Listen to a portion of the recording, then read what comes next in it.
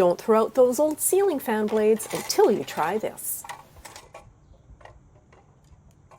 After selecting some white ceiling fan blades, I arranged 2 different styles around the perimeter of a small wooden cutting board facing good side down.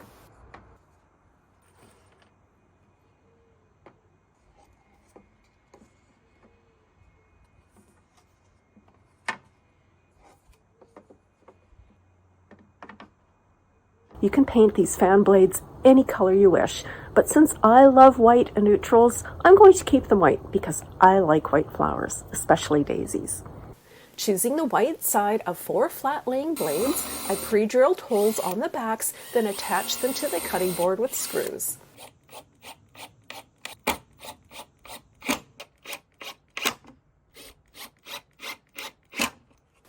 I then held the blades against the fence to pick the best spot to hang them. Flipping the works good side up, I inserted a screw in the middle of the cutting board, then attached the blades to the fence. Reaching for 4 other blades still attached to hardware, I attached them to the fence with screws in between the other blades, which gave them a really cool lifted effect.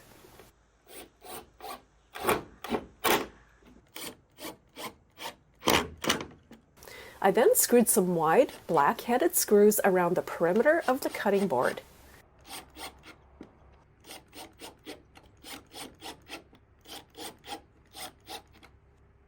I nearly covered the entire cutting board with screws for added texture until I had a new brainstorm. Some twine was knotted to one screw, then I looped the twine from screw to screw, mimicking a string art project.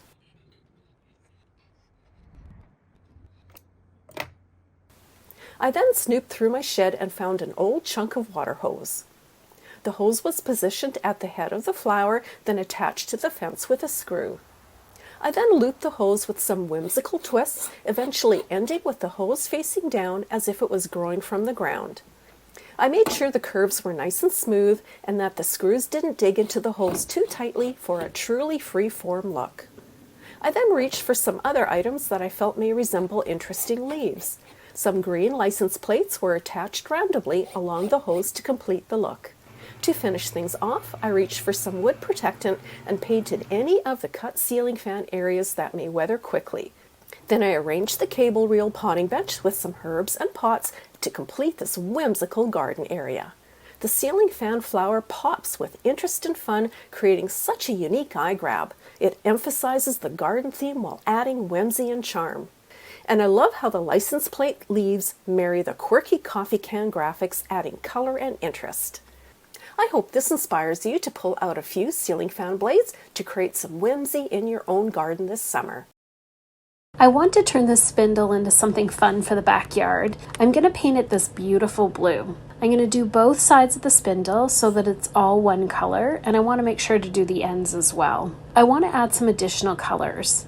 I'm going to add some sage green around a few of the smaller round parts. I find using a little brush for these parts really helps. I'm going to cover the entire spindle now with this pearl glaze. Once it's dry, it's going to add the perfect amount of shine. I found this piece of dryer venting at the reuse store recently.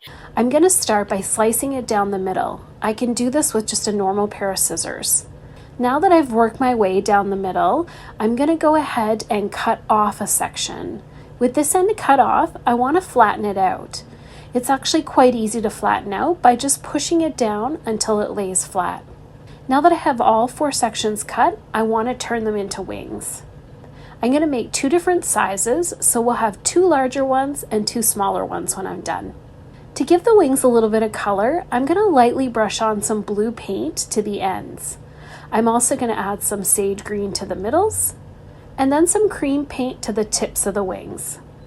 I'm just going to use some small nails and a hammer to hold all 4 wings in place.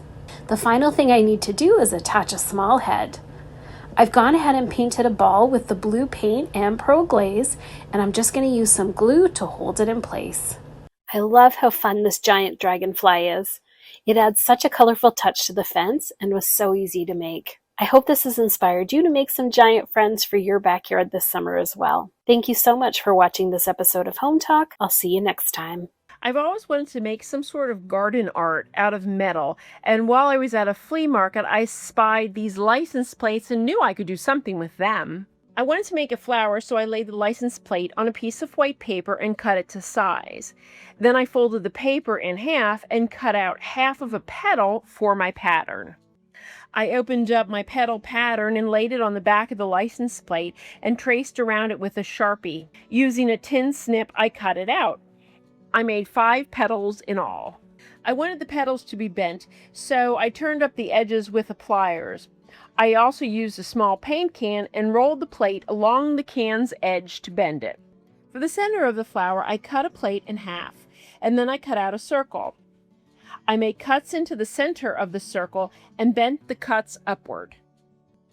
The tricky part was how to attach the pieces together without a soldering tool. I drilled a hole in the center of the centerpiece and then drilled holes in the ends of each of the petals.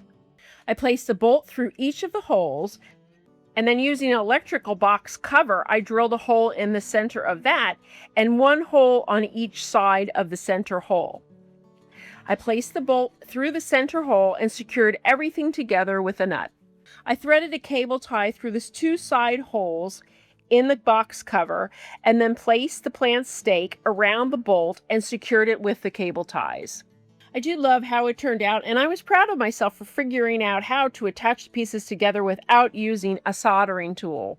I hope this inspires you to make something that you never thought you could make. The next time you're out at the dollar store, don't pass by the garden section. To begin my project, I removed the hanging chain. I don't need it for this one, but I can always set it aside and use it for a different project. Once I had the chain removed off my wire basket, what I'm left with is the basket and the insert. Next, I'm going to take the flat liner that I bought and I'm going to lay it across some chicken wire, and using some wire cutters, I'm going to cut around it. But I want to make sure I leave at least a 1-inch border around so that I have lots of chicken wire to work with. Once I have my chicken wire all cut off, my next step is I'm going to fill my round liner with dirt, potting soil, and then I'm going to take my flat liner, place it over top, and then the chicken wire as well. You do want to make sure at this point that you put your liner back in the wire basket, and this will hold it more securely so that you can work properly. You're going to take the flat liner and shove it in underneath the rim of the round one. Then I'm going to place my chicken wire back on top. I'm going to do any trimming that I need to do so that I just have little sticks of the chicken wire sticking out that I can wrap underneath the edge of the wire basket. So I'm just going to continue working around, and this is why I left the chicken wire a little bit longer, so I knew I would have enough to wrap under the wire basket. Next, I'm going to take my 4 terracotta pots, and I have a little rubber washer here.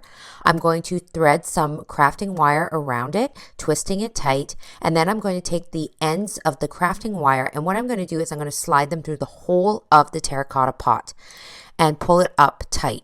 Then what I have here is just a little anchor that's going to hold my terracotta pot on, because I'm going to take these 4 and I'm going to attach them to the top here of my chicken wire.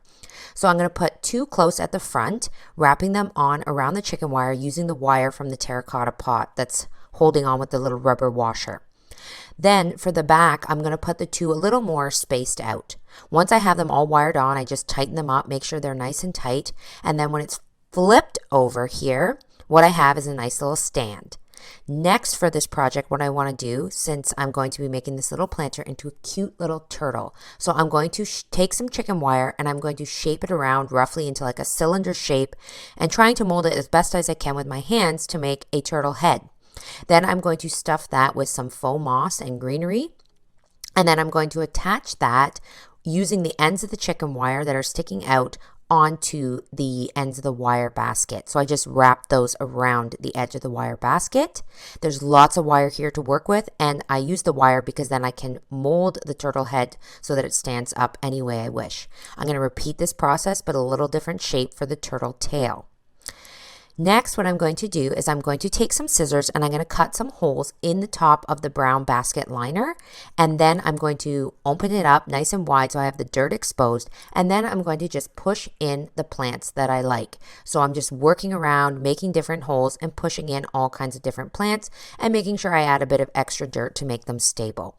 And this is my finished adorable turtle planter. This turtle is so cute. He looks so awesome on my porch, and it turned out better than I could imagine. I really hope that this project inspires you to get creative with your garden and porch decor this summer. Thank you so much for tuning into Home Talk, and we'll see you on another video.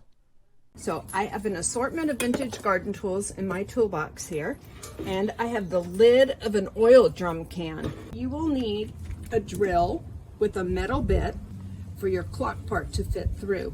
We're going to mark where our tools are going to be. What I did was I created a template using a piece of paper that was just slightly larger than the large hand. Your parts need to fall within this space around the template. Some of these tools are easier to attach than others, so they're all going to actually be attached a little bit differently. But just drill a hole or two, figure out your wire, attach it, and twist it on the back. Okay, so I've got my 12, my 3, my 6, and my 9 all attached. Now I'm going to go ahead and I'm going to place all of my other tools. Now for the best part, we get to hang it on the wall. So I've chosen to hang this right above our back door so that now all our guests will see exactly what time it is when they arrive.